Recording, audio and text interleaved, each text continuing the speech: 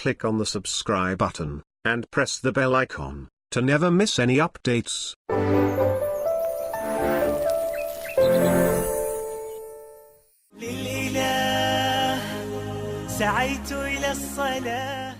Actually, when the first migrants migrated to Abyssinia, right? King Najashi, Quraysh and Abu Jahl sent a group of people to get back these Muslims from King Najashi. And one of those people Abu Jahl sent was Amr ibn al-As. He was instrumental in defeating one of the enemies of Islam. So anyhow, later on in his life he accepted Islam, and while he was passing away, his son asked him, "Why are you crying, O Amr ibn al-As? Oh my father, why are you crying?" Prophet ﷺ gave a glad tiding that you have believed. Amana Amr. And Amr has believed. He has complete faith. He will enter Jannah. Why are you crying? He said, I passed through several phases in my life. The first phase was that I was a strict enemy of Islam, and I could not even, digest the thought of Muhammad being a prophet and a leader, etc., etc. And I hated him. All I wanted to do was kill him and end his life. Right? And then after I got to know Muhammad, after I accepted Islam, I loved him so much that I could not even look at him out of the respect and awe I had for him. So right now, if you ask me to describe him, I can barely describe him to you because of the awe and respect I had for him. I could barely place my glance and leave it on him. I was scared, I was afraid. I had this awe and love and reverence for the Prophet of Allah sallallahu alaihi wasallam. So this happened after he got to know the Prophet sallallahu alaihi wasallam, right? So one of the reasons why we get to learn this Seerah is that we can know the Prophet sallallahu alaihi wasallam, what he has been through, how the different scenarios and expeditions he has been through and experiences in his life. Like how many of us know that it took 8 days for the Prophet ﷺ to go from Mecca to Medina when he was migrating? 8 days on foot, right? So when you just think about that itself, you're like, oh my God, how did that happen? Can I imagine to travel for 8 days, walk for 8 days? So right away you have, you build a connection with this love for the Prophet ﷺ. Suhail ibn Amr, right? He was sent by the Quraysh to Medina to agree on a treaty with the Prophet ﷺ. And he was actually an international negotiator. He used to be sent to the Persian, the Romans, the Abyssinian emperors. So he was, public relations. We have diplomats, ambassadors, they're sent to other countries. So he was one of those experienced ones.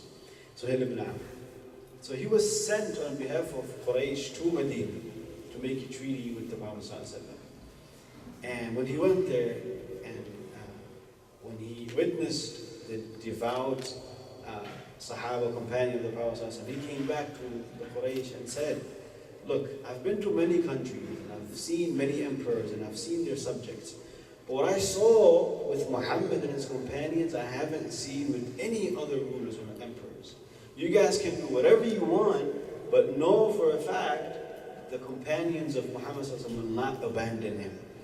If the companions of the Prophet ﷺ, they used to race one another in grabbing the wudu water of the Prophet ﷺ. This is how much love they had for the Prophet ﷺ. So Suhail ibn Amr, he came back and he said, you guys can do whatever you want, but know for a fact that the Sahaba will not give up on the Prophet ﷺ. That's how much love they had.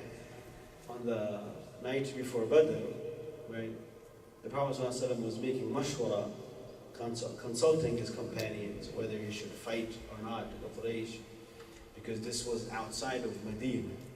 He had an agreement with the Ansar that as long as we're in Medina, they're going to defend. The Ansar will defend the Prophet ﷺ.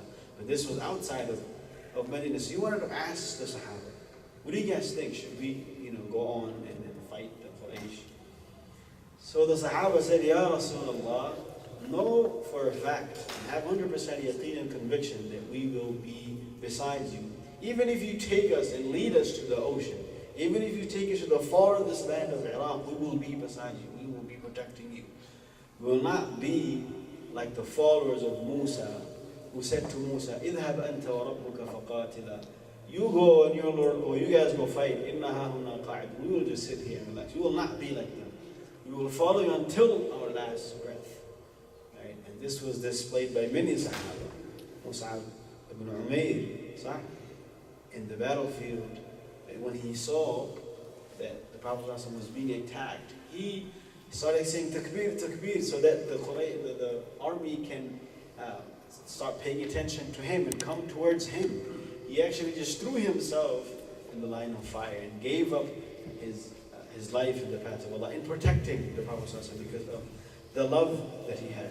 So one of the objectives of learning the Seerah is that we have love for the Prophet ﷺ. And lastly, it's an ibadah. When you're sitting here, this is not just for entertainment or you can just listen to some stories and go home, but it's actually a form of ibadah.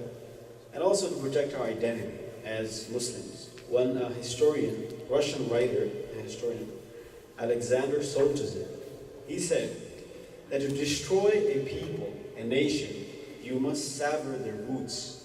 You must make them forget about where they came from, their history. So if you want a group of people, a nation, a community to forget who they are and lose themselves, their identity, then make them forget their past and their history. So by going through and learning the Seerah of the Prophet ﷺ, we actually revive our identity and make it stronger. As for the family of the Prophet ﷺ, so this is just the definition of Seerah and why we learn Seerah. Now the topic that I was given was the family of the Prophet ﷺ, the birth and the family of the Prophet ﷺ. So to get to the birth point, we need to know the lineage of the Prophet ﷺ. The Quraysh and the Arab, they gave a lot of importance to lineage, right? Abu Bakr was well known for this. He used to just go to somebody and tell them who their great-great-great-grandfathers were and so on and so forth. They gave it so much importance that even they knew the lineage of their horses, right? Who was the father of this horse, or the parents of this horse, and the breed, and so on and so forth. One of our teachers, tafsir teachers, we used to love the way he used to teach. One day he was teaching us, and he said that he was in Mecca one time, and a friend of his father came up to him, and he said, "Oh, are you the son of so-and-so?" He said, "Yes, I am. I've never met you. How do you know I'm the son of so-and-so?" He said, "Well, I looked at the bone that's behind your ankles, and I was able to tell you're the son of that person." Right? Even till this day, they give lineage so much importance, right? And the last name, especially, even if you go to Saudi, the last name matters so much. Sometimes people don't even call them by their first name, just call them by their last name. Because where you come from, your lineage, your family, matters a lot. So the Prophet's lineage, obviously, where we all come from, Adam alayhi salam, and then Sheikh alayhi salam, Idris, Nuh, Ibrahim, Ismail, Adnan, and then we have Kilab, Qusay, Abdul Manaf, Hashim, Abdul Muttalib, Abdullah, and Muhammad sallallahu. So the father of the Prophet sallallahu was Abdullah. So Abdul Muttalib, he was he was getting to the point where he was becoming a leader for the Quraysh, and he was given the responsibility of agriculture and water, and provide or facilitate water for the people of Quraysh. So they knew that there was a well named Zamzam, which was related to Ismail alayhi salam, and we all know about that as well. The mother of Ismail alayhi salam, as she was running around looking for water, Allah Azza wa Jalla gave her the well of Zamzam. After centuries, after some time, that well could not be found anymore. Dust overtook, and that well could not be located. So because Abdul Muttalib was in charge of irrigation and providing water for the Quraysh, he went out searching for the well of Zamzam. Where is this well of Zamzam? So he went searching, he could not find him and his son Harith. They were looking for this well. And people were actually laughing at him. Like, what are you wasting your time looking for the well of Zamzam? You're not going to find it. So one day he had a dream that he will find it, and he knew the location. He went there. There was actually two idols already placed in that location, and he wanted to, remove and break those idols and start digging. The Quraysh, they refused, and they did not like this idea or entertain it. But anyhow, so they did not help him in any way. So him and his son Harith, only them two, they started digging. It was very hard, obviously. Imagine there's two of you digging, right? Even grave, it takes maybe, they have those cranes and all these machineries to dig a simple grave. Now he was looking for a well, how God knows how deep that was, only him and his son. So at that time he felt very lonely, and he said, and made dua to Allah, that Ya Allah, if you let me locate Ma'u Zamzam, and if you give me 10 sons, I will sacrifice one of those sons in your name. So after he was able to locate the Ma'u Zamzam, and Allah Azza wa Jalla also granted him 10 sons. So because Allah Azza wa Jalla gave him, he wanted to fulfill the pledge he made with Allah Azza wa Jalla. So he took his children to the Kaaba, and he wanted to sacrifice one of them, because that's the pledge he made to Allah Azza wa Jalla. Right, every time he drew a name, his favorite son, Abdullah, the father of Muhammad Sallallahu Alaihi Wasallam, his name would come up. Now this is his favorite son, he does not want to sacrifice Abdullah. So they took Abdul Muttalib to a fortune teller named Saja. She said that if you don't want to sacrifice, then sacrifice 10 camels in the name of God, and that way you would be able to redeem yourself. So this actually happened after 10 times. Every time he drew a name, the name of Abdullah came. This continued to happen 10 times. So in the end, he sacrificed 100 camels because he could not sacrifice one of his sons, Abdullah. So a year before the Prophet ﷺ was born, that year was known as the Amal al-Fil, the year of the elephants. And what happened that year is that King Najashi, he had a governor in Yemen who made a temple in Yemen, and he wanted people to come to Yemen and visit that temple and not the Kaaba, because he wanted all that business for himself. So when he invited people to come, they actually rejected and did not respond to his call. So he said, you know what, I'm going to go to that place in Mecca, and I'm going to destroy that house where everybody's going there instead of my place. So he goes there, and he actually usurps and takes the animals of Abdul Muttalib. And so Abdul Muttalib came to the tent of this guy, and so he asked him that, why are you here for Ya Abdul Muttalib? He said, I'm here because you took my animals, my sheep and my camels.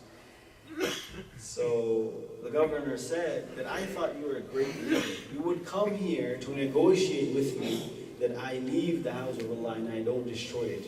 But you're here for your camels and goats? This is funny. So he said that, listen, I am in charge of my camels and cattle and sheep. I am here for that. But the house of God, the house of Allah, Allah is in charge of that. He will take care of that. This guy became terrified. Like, what is this guy saying? He's that confident that Allah will protect his house. So obviously, as he was trying to attack the house of Allah, the elephants wouldn't go in that direction. But then Allah sent birds from the sky, from high altitude. They were throwing pebbles, and that actually pierced through the chest of the army of the governor. So around that time, Abdul Muttalib, he married a second wife, and from that wife he got a son named Hamza. At that time, he also married off his son Abdullah, the father of Muhammad ﷺ, to Amina, the mother of the Prophet ﷺ. After some time, after the marriage, Abdullah, the father of the Prophet ﷺ, he was sent to Syria for business. On the way back, he became sick. He was ill, and he stayed in Medina. When Abdul Muttalib heard of this news, that his son, his favorite son, was sick in Medina, he sent his elderly son, Harith, to get his son back, Abdullah, back to Mecca safely. So he went to get Abdullah, but on the way back, he passed away, and he was buried in the graveyard of Banu Najjar. So he passed away before the Prophet ﷺ came to this world.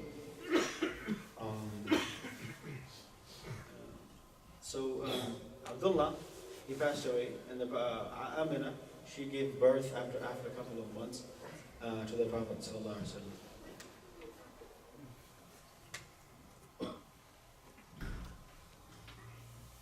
So fortune tellers were actually telling people before the birth of the Prophet ﷺ that soon a prophet would come.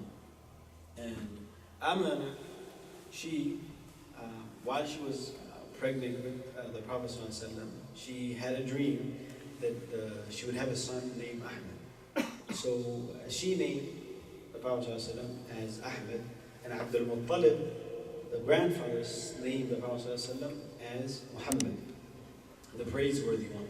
And by the way, Muhammad is the most common name people have around the world, even in non-Muslim countries, in UK. A lot of us, our first names are Muhammad, right? One person, one imam in Colorado, his name was Muhammad al-Ashir, right? So someone thought that Ashir meant the 10th. So someone thought that Ashir was probably the name of a family. So they went and asked, "Ya Imam, is al-Ashir the name of your family or your tribe?" He said, no, I am the 10th son of my father, and he named all of us Muhammad. So I am the 10th one, Muhammad al-Asir, Muhammad the 10th. And the name of Muhammad is mentioned most frequently, right? Every time there's adhan or iqamah going on, someone is saying and chanting and repeating, Ashhadu an la ilaha illallah, Ashhadu anna Muhammadan Rasulullah. Right? Bear witness and testify that Muhammad is the Prophet of Allah. Okay, so that was about the birth of the Prophet ﷺ. Now, try to wrap up, inshallah. The family of the Prophet ﷺ, obviously the family tree is big, but we'll just talk about the wife of the Prophet ﷺ. And this is one of the biggest accusations that Muslims have against Islam and Muslimin and the Prophet ﷺ, that he married 7 wives and he had relationships and he married a young girl, this and that. Actually, if you really look at it, it's just this jealousy and this inherent hate they have against the Prophet ﷺ. I had this teacher in 6th grade, and she used to tell us, we used to study social studies, so history was there. And one time she said that Islam was spread by the sword. And she's my teacher. Obviously, I'm going to be influenced by what she says. And then she said all these things about Muslims, and from her face, you can tell that she had so much hate and jealousy towards Muslims and the Prophet ﷺ. I'm pretty sure she never picked up a book and read the biography of the Prophet ﷺ. 10 years after that 6th grade incident, I was in Costco in Astoria, and I was coming out, and I was wearing the Islamic clothing, jubbah and whatnot, and I was coming out of Costco, and I forgot something. I was trying to go back quickly from the exit. Now the entrance is all the way over there. The exit is here. I didn't even think about let's let me go to the entrance and come back and pick it up and go. I just came out. So I went back from the exit.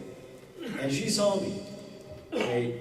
And she started saying, look at these guys, and they don't follow rules and regulations. And you can obviously see there's a small child. He just came out of here just trying to go back and grab something. You could have easily made an excuse for this, small boy, young man, but you want to, show and manifest the exact feelings and hatreds you have against Muslims, right?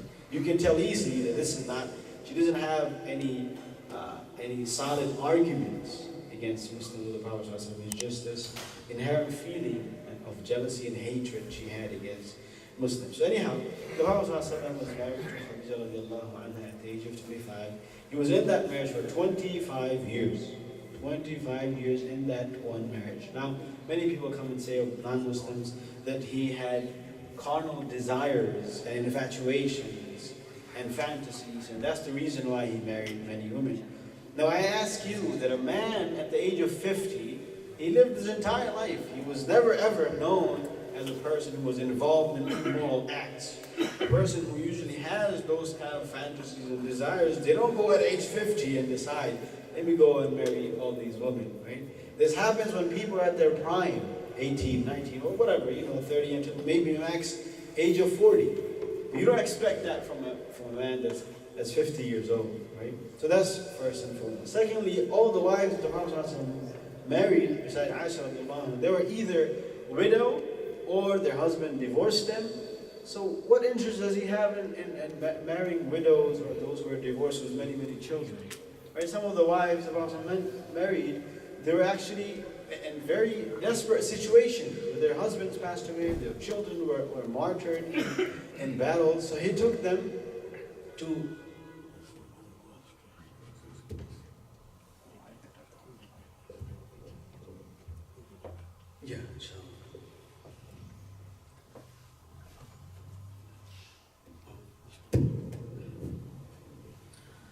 so many of the wives the Prophet married was not because of his desires and because he had this thing, no. He already passed the age of 50, and many of the wives he married, like we mentioned, they were in desperate situations. He actually rescued them from poverty and gave them a place of shelter. And one of the reasons was that so that the companions, they can also follow the footsteps of the Prophet ﷺ. We'll end shortly, inshallah. One of the most controversial ones is the marriage of Aisha radiallahu anha. Okay, first of all, look, the Quraysh and the Kuffar at the time, the Mushrikun, they said so many things about the Prophet ﷺ. They said, oh, he's a magician, he is a majnoon, he is crazy, he is this, he is that. They had so many accusations against him. But did you ever hear any of them accusing the Prophet ﷺ and saying, oh, he married a young girl? You know what that tells us? That tells us that that was the norm at that time. That was acceptable in their society to marry young girls, right? So nowhere in history do you see that the Quraysh and Mushrikun, they said, oh, look, Muhammad, he married a young girl. So that, obviously, we know that this was actually a norm at the time of the Prophet. And then you also have many modern thinkers who, accuse the Prophet, but they don't look at the modern and contemporary statistics of the United States of America, where in 2014, according to the Pew Research Center, there's roughly 57,800 minors married in the United States of America, right? 55% were between an underage girl and an adult man. This is still happening in America. You guys want to go back 1,400 years in the back and accuse the Prophet ﷺ.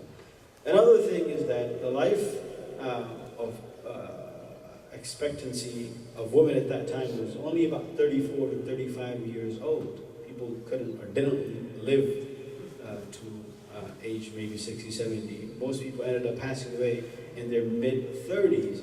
So it made sense for women to be married off early and start reproducing. And that's the only way they could survive and not go extinct, right? So these are some of the answers to the accusations people have against the Prophet ﷺ and his family and his marriages.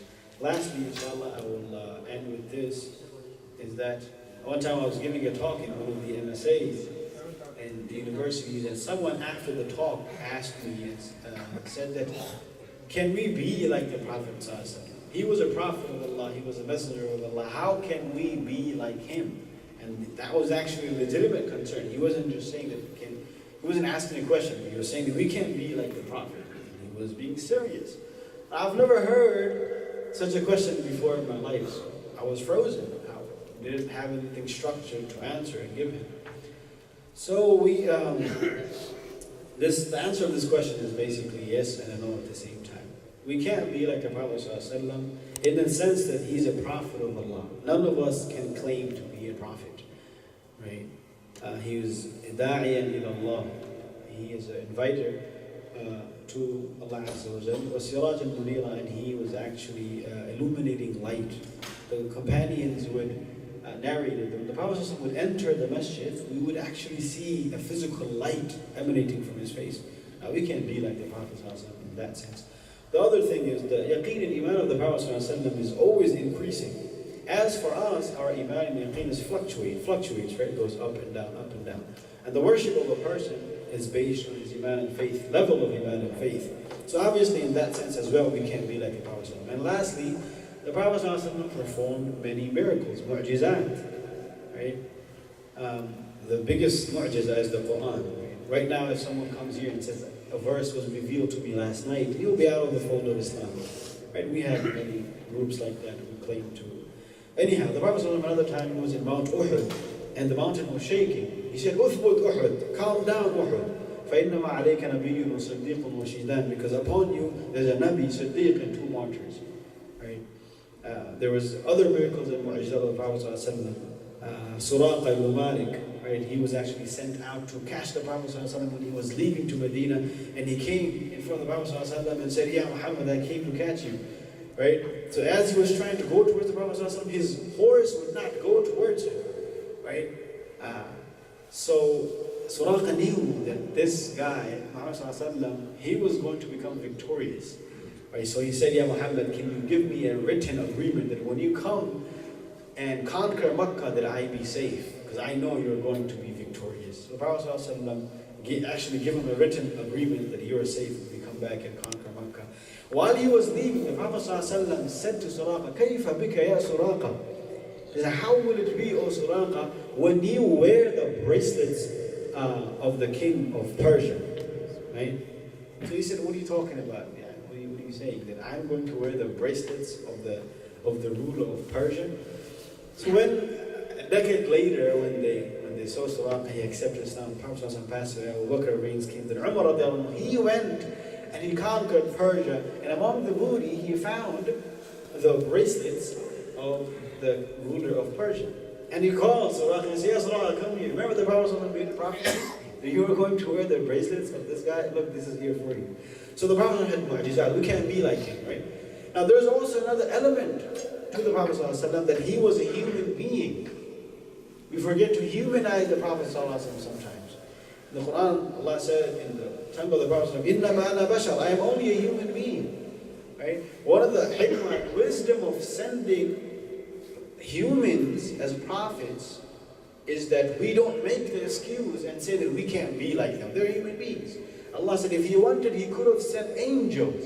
لَأَنزَلَ مَلَائِكَةً فِي الْأَرْضِ يَخْلُفُونَ. He could have sent angels down on earth who could have been the messengers or prophets. But He did not do that. One of the biggest wisdom is that we don't make that excuse and say, "Oh look, they're angels, we can't be like angels." Now here we are today saying, look, he's a prophet, we can't be like the prophet. Yes, there are some aspects we can't be like him, but the fact that he's a human being, he smiled like us, he cried like us, he suffered like us, he went through hardship like us. We can copy him in that sense. Right? To have good akhlaq. The Prophet ﷺ cried when his son Ibrahim was passing away at the tender age of 18 months. Abdurrahman ibn Auf came and said, "Ya Rasulullah, anta ya Rasulullah, you also are going to cry? Aren't you a prophet?" He said, "No, I'm a human being just like you. It's a rahmah, mercy from Allah Azza wa Jalla that a person can cry." When his grandson, the son of Zainab radiallahu anha, was passing away, Zainab radiallahu called Muhammad ﷺ, and he came and he grabbed the baby child, and Zayd ibn Haritha, or son of Zayd, he narrated, he said that I heard the chest of the Prophet ﷺ was trembling, was shaking. That's how grieved he was. That's how sad he was. He was a human being just like us. He cried just like we cry. He suffered just like we suffered. In Taif, he spent 10 days there trying to invite people. While he was leaving, they were throwing pebbles and stones for about 3 miles. He was soaked in blood. His feet, his shoes became so bloody. It became colored. Right? That's how much he was bleeding. His adopted son, Zayd, he was trying to protect the Prophet ﷺ. He said, no, protect yourself. You know? So he went through suffering and hardship just like we all did. So how can we come today and say, how can we be like him? Right? We don't have to be a prophet to copy the Prophet ﷺ in his character. لَقَدْ كَانَ لَكُمْ فِي رَسُولٍ أُسْوَةٌ حَسَنَةٌ. The best role model for you is the Prophet ﷺ. Try to be like him. Take his akhlaq. You don't have to be a prophet to hold the door for somebody when you're getting out of Dunkin' Donuts. You don't have to be a prophet to be nice to someone when you talk to them. The Prophet ﷺ, when he used to talk to his Sahaba, he used to turn his entire body and talk to them. Not talk to them like this, like they're just a side person. He was giving entire attention to them. When he used to talk to them, each and every single Sahabi used to think that they are the closest friend of the Prophet ﷺ. Right? Amr ibn al-As one time asked the Prophet, "Ya Rasulullah, who's your most favorite Sahabi? Who's the closest person to you? Who's your best friend?" He was asking because he thought he might have been that person. The Prophet said, "Abu Bakr," this is Umar, Uthman, Ali. Obviously because they've been there with him since the first day, been there with him all expeditions and battles, and they're going to be the most dearest to him. Right? So this was the akhlaq of the Prophet ﷺ. If there's any way to revive the sunnah of the Prophet ﷺ, it would be through the akhlaq of the Prophet ﷺ. Not just one day in a year sit and gather and just talk about it, or maybe send durood, but it's to, in our everyday life, we should try to be like the Prophet sallallahu alaihi wasallam, be like the Sahaba, just like Allah Azza wa Jalla says, "Aminu kama nas believe like the people have believed." The Sahaba, they used to go around and tell them, "Kunu mithlana," be like us. May Allah Azza wa Jalla give us all the tawfiq to be like the Sahaba, to have the akhlaq of the Prophet sallallahu alaihi wasallam. May Allah Azza wa Jalla give us all the tawfiq. Most of our young sisters are always attacked by this question, and our youngsters who go to school and college. And how come your Prophet married a 9-year-old girl?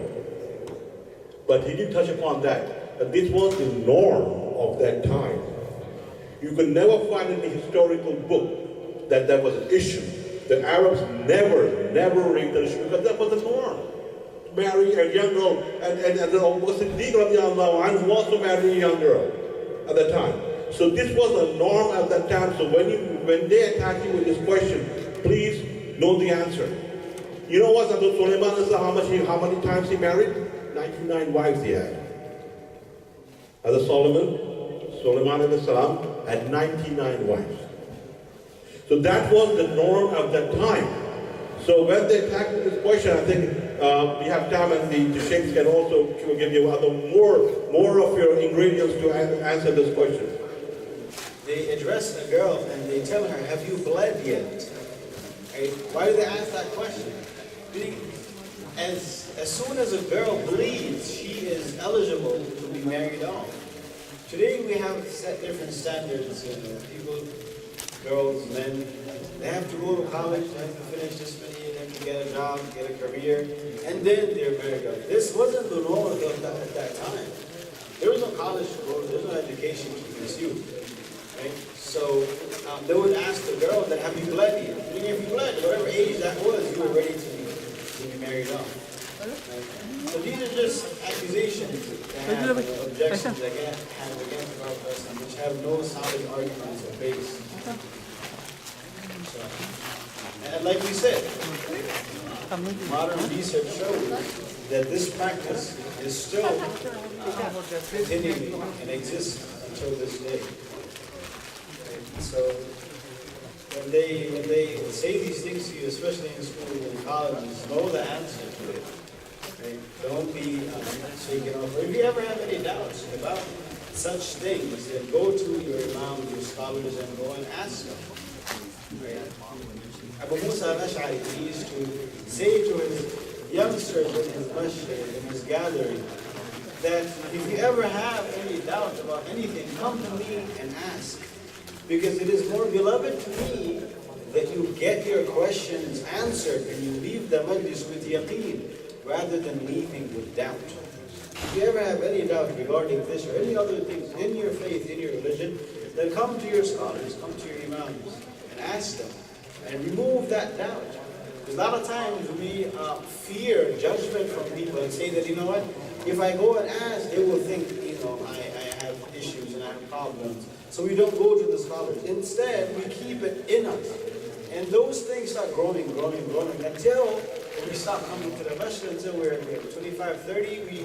It has overtaken us, those doubts, those small little doubts that we used to have when we were small. Now it became so big, we're almost at the edge of leaving our faith. So if you have any questions like that or anything else about doubt about your faith, come to your scholars and ask them. ITV, Call of Peace, Save Humanity.